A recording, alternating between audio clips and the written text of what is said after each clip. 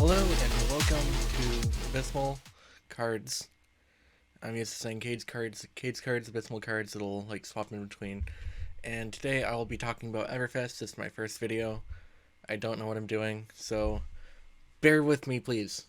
I might add music over this or something. Maybe I'll do like a, I don't know, maybe you heard something there, maybe you didn't, but I make music as well. Anyway, let's talk about Everfest. First thing, the Skullcap reprint. I am very excited. What? I want that go away. Hold on. There we go. Skullcap reprint. I'm very excited about this. I wish it was in more than like maybe rainbow foil or cold foil. That would be cool, but I get why they don't, with it being a reprint of a card from Arcane, and it already had the cold foil and rainbow foil there, so it'll just be standard. If you have less life than an opposing hero, Ignite Skullcap has +1 defense and Arcane Barrier 3, and it has Battle Worn, so it can fend for 2, then for 1. And then Arcane Barrier 3 is extremely powerful. It's the only card I know of that has Arcane Barrier 3. What else is there to talk about with this? It's a really good reprint. I never noticed this dude had a beard and a stash before. I don't know how. Let's see. It's a staple across many decks, so I'm very happy they're reprinting it. The Arcane Lantern. This one. So, it's an offhand, so if you have a one-handed weapon, you can use this as an offhand, as like a secondary weapon or equipment or something like that, so you don't have to have an equipment spot taking up your Arcane Barrier if you're going to play against, like, let's say Viserai and you need 1 or 2 Arcane Barriers, then you won't need to have an equipment taking that up. You can just have a one-handed weapon and use this, which I think is really powerful. The cold foil looks really cool, the extended art and how they minimize the text on it. Bingo. I think this card is honestly underrated. From what I've seen so far, when Bingo hits a hero, they reveal a card from their hand. If an attack action card is revealed this way, Bingo gains go again. If a non-attack action card is revealed this way, draw a card. It attacks for 5, defense for 3. It is a Majestic, so it's limited to 2 in Blitz and 3 in Constructed. I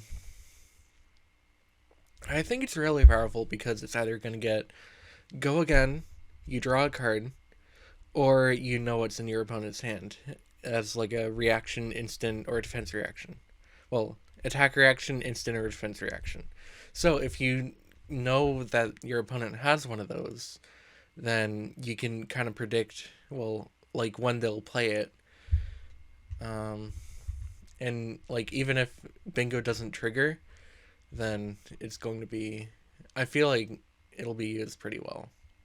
I don't know how much play it'll see, but I feel like it'll get some. And you have Fire Breathing. Honestly, kind of underwhelming for me. So as an instant, you can pay 1 to give it +1 attack. It costs 2, pitches for 1, attacks for 3, defense for 3. It defends for 3, so it might be used in some decks, but I don't really see any decks that would use it a ton, because you'll have to pitch 5 to attack for 6. So it's not that powerful, really. But I could see why some people might include it. That's that. On to the next row. Cash out. They had cash in, now they have cash out, actually. I do have a cash in right here. So cash out, as an additional cost to pay cash out, you may destroy any number of weapons, equipment, and or non-token items you control. Create a silver token for each permanent you control destroyed this way. And cash in is you may destroy 4 coppers, 2 silvers, or 1 gold you control rather than pay cash in's resource cost, which is 4. You draw 2 cards and go again. This does have go again. So I'm not too sure what to think about it. It is kind of the opposite of cash in, which is why they probably called it cash out. You're basically just generating a bunch of silvers, which you can pitch a blue to draw a card. So not super powerful, but not super powerful, I guess. Those are my thoughts on it. Knick-knack, bric-a-brac. Love the name, love the dude. He was on the Armory poster. Like I don't know. As an additional cost to play Knick-knack, bric-a-brac, you may destroy any number of copper, silver, and or gold you control. Search your deck for a card with Amulet, Potion, or Talisman in its name. Put it into the arena, then shuffle. For each 4 copper, 2 silver, and or 1 gold destroyed this way, repeat this process. So, it costs 3. You're getting 1 Amulet, Potion, or Talisman. And you can destroy 4 copper, 2 silver, or 1 gold, and or 1 gold way, I guess, to go get more items, depending on how many you destroy. Which I think it's okay, not the best. I don't see why you'd run this. Maybe if an alchemist comes out, which a lot of people want, but didn't happen, you might run this. Amulet, Potion, or Talisman. So maybe as a Bravo player, I could see you doing this with energy potions, maybe a couple of time snaps if you want to. But most people don't really run the time snaps, and energy potions are limited to 2 or 3, and you might already have 1 or 2 on the field or used them already. So I don't think this is that powerful, and I don't think it'll see a lot of play. This round's on me. The Ninja Killer. As I like to call it. As a lot of people like to call it. As the universe likes to call it. The Ninja Killer. Each hero draws a card. Okay, you and your opponent, most likely. Until the start of your next turn, attacks that target you have -1 attack. Go again. So, let's say your opponent's playing Ninja. They Kadachi. With this, -1, it'll do nothing.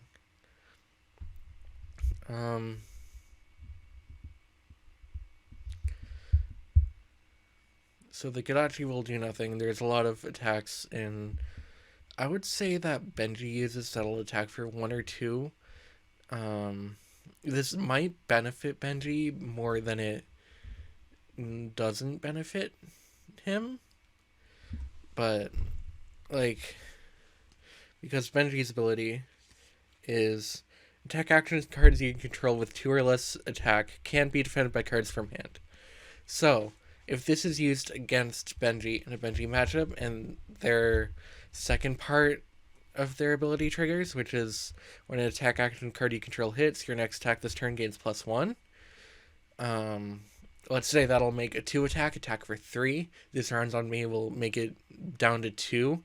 That'll make it unblockable from hand. So it'll work really well against Benji. I guess that's my thoughts about it, but Kadachi, it does not work very well for Life of the Party.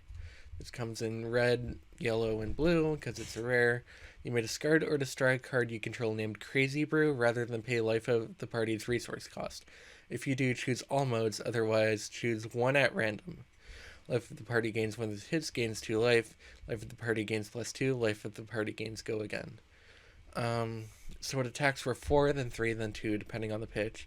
Blocks for 2. Costs 2, pitches for 1. Or 2 or 3. I'm not too sure what I think about this. I think it's a fun card, maybe in UPF. But I don't know where else it'd be played. Maybe Brute. I mean, I run a couple of Crazy Brews in Brute. So that would be pretty fun. Specifically KO. But I don't know where else this would be used. I think it's just a fun card, though. The rest of Life of the Parties. High Striker, I believe this is the one that cycles in 2. Yep. So red, you make 6 copper tokens the next time an attack you control hits. Go again. And then yellow is 4 and blue is 2. So it's a 0 cost. It's kind of powerful for it, especially if you're going to use cash in or like run a merchant for whatever reason you would run a merchant for. Um, that's that. I I don't know how I think about it. I think it's okay, not great. I don't know why you'd want to make 6 coppers just to have them. But this whole set has a bunch of things dealing with cash in, cash out, money, copper, silver. No gold yet, but that's that. There's a motorcycle or something. I don't know if you heard that. Pick a card, any card. This is the one that was spoiled on the Twitter with thrice in its name by Flesh and Blood Official. So it costs 0. Look at a target opponent's hand, then name a card. Choose a random card from their hand and reveal it. If it's the name card, create a silver token. Repeat this process thrice. Go again. So you do it 4 total times. And then yellow is 3 total times, blue is 2 total times.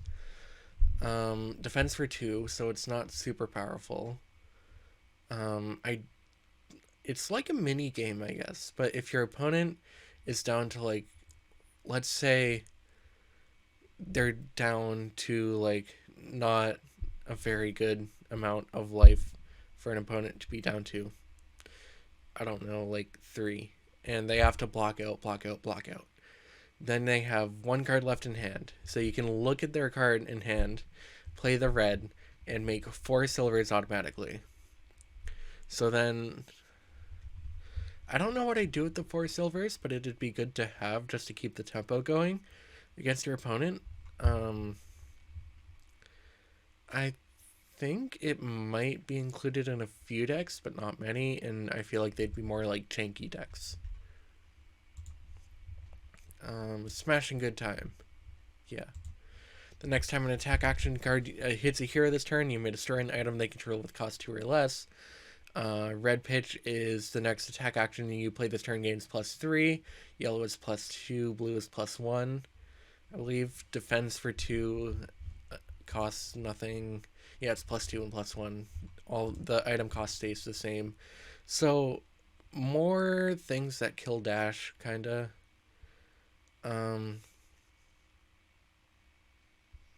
I'm not too sure what to think about it. I mean, you could destroy like an energy potion against Kano, Crazy Brew against, like, I don't know, maybe I'll just say Kaio. I don't know. Kano and Kaio are like so similar. I don't know why they named them that. Anyways, I don't see much reason why you'd run this, other than if it's played from Arsenal, the next one you gains +3. It's kind of like a plunder run in that scenario, but not as great. Even bigger than that. Play even bigger than that, only if you've dealt physical damage this turn. A lot of people are saying this is really good in Azalea, because you opt 3, then reveal the top card of your deck. If it has attack greater than the amount of damage you've dealt this turn, create a Quicken token and draw a card. Which is pretty insane. I feel like this will be included in a bunch of decks.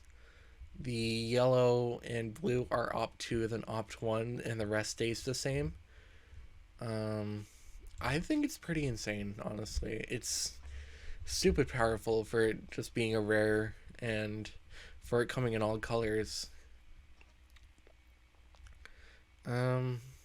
This might be good in Guardian, but not if it's so let's say you have a time snap, you break the time snap, play a card with like 6 attack. They attack, then you play that at instant speed. Or in the new Bravo, you could play a Blink and then this at instant speed. That would be more powerful. I don't know. I'm just thinking out loud, I guess. That's this whole video.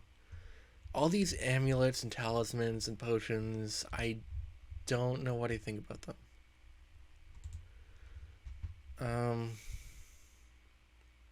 This seems pretty cool. It's like a different... It's kind of like a generic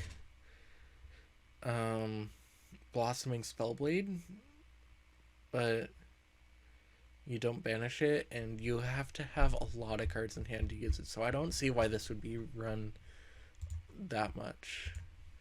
Amulet of Echoes. Destroy Amulet of Echoes. Target hero discards 2 cards. Activate this ability only if they have played 2 or more cards with the same name this turn. So let's say they double, let's say it's Briar, they double Electrify.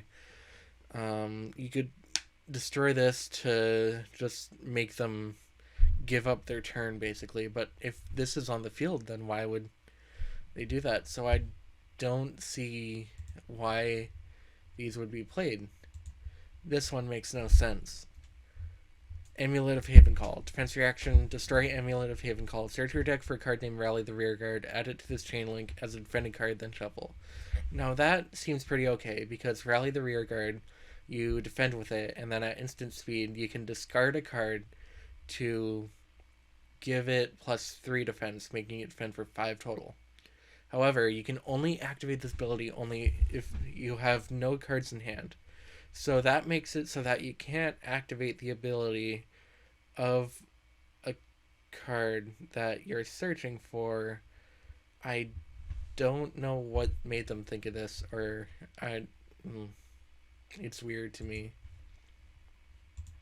Amulet of Ignition. This one seems pretty cool. It's kind of like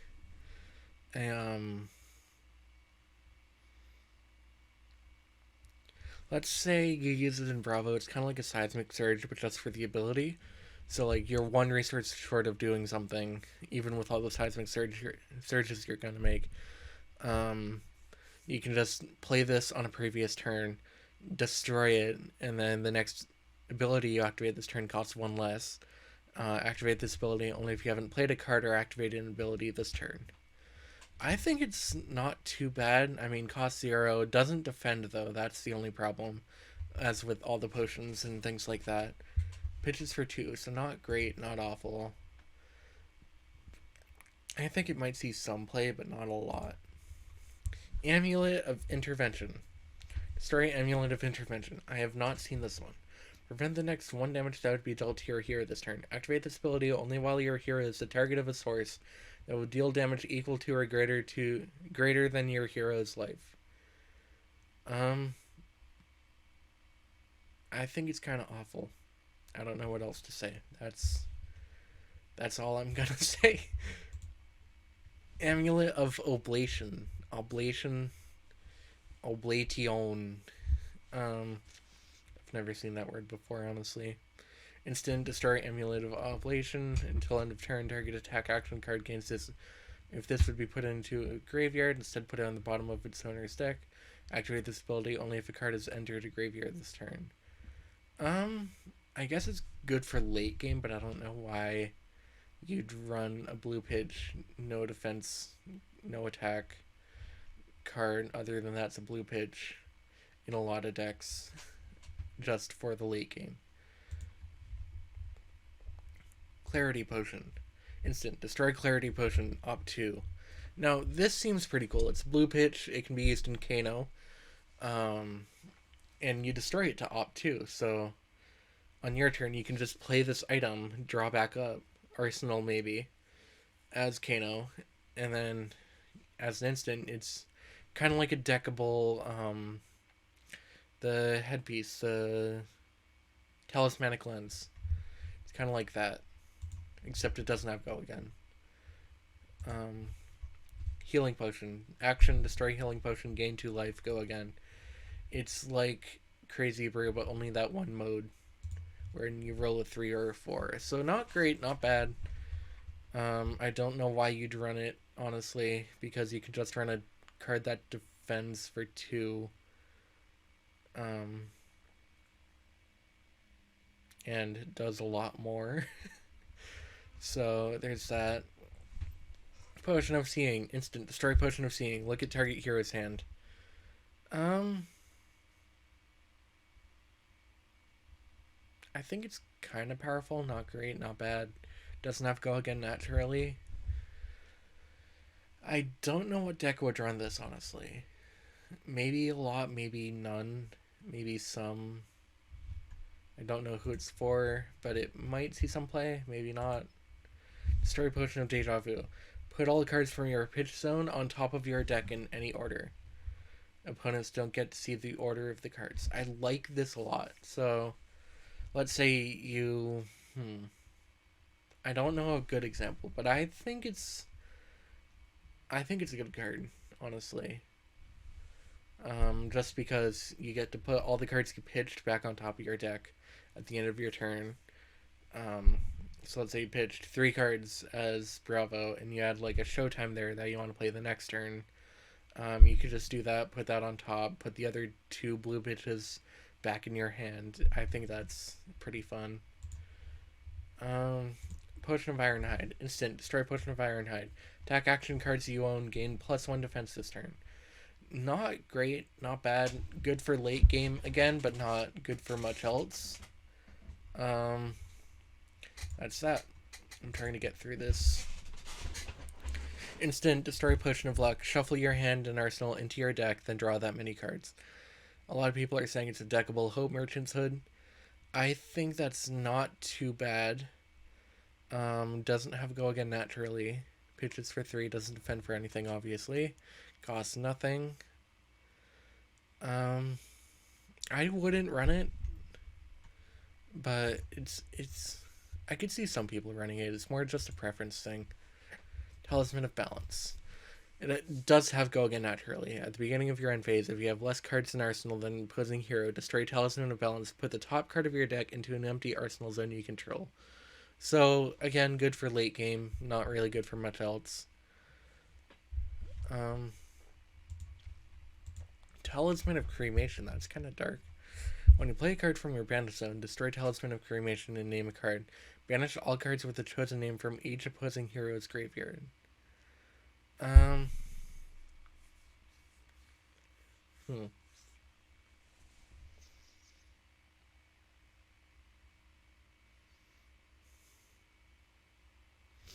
It seems interesting, but like only works in matchups where there's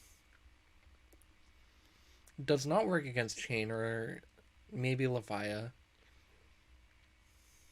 It might work in Levia a bit more.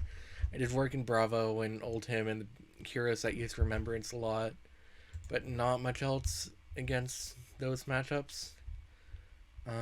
Talisman of Featherfoot. Talisman of Featherfoot. When an attack you control gains exactly one attack power from an effect during the reaction step, destroy Talisman of Featherfoot and the attack gains go again. So if you have like a blue pitch lightning press, this is good. It doesn't work with Benji's ability because it's only during the attack reaction step. It seems mediocre. I don't know who'd run it. Some ninjas probably.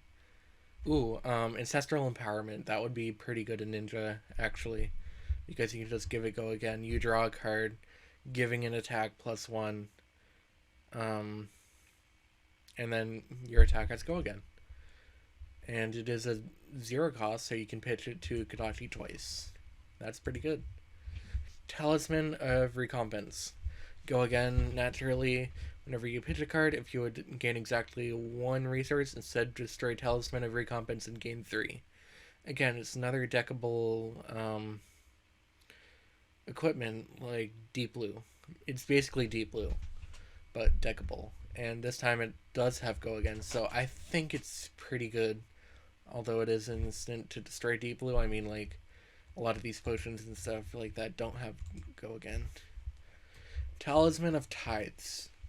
If an opponent would draw 1 or more cards during your action phase, instead destroy Talisman of Tithes, and they draw that many cards -1. So you're just preventing your opponent from drawing a single card.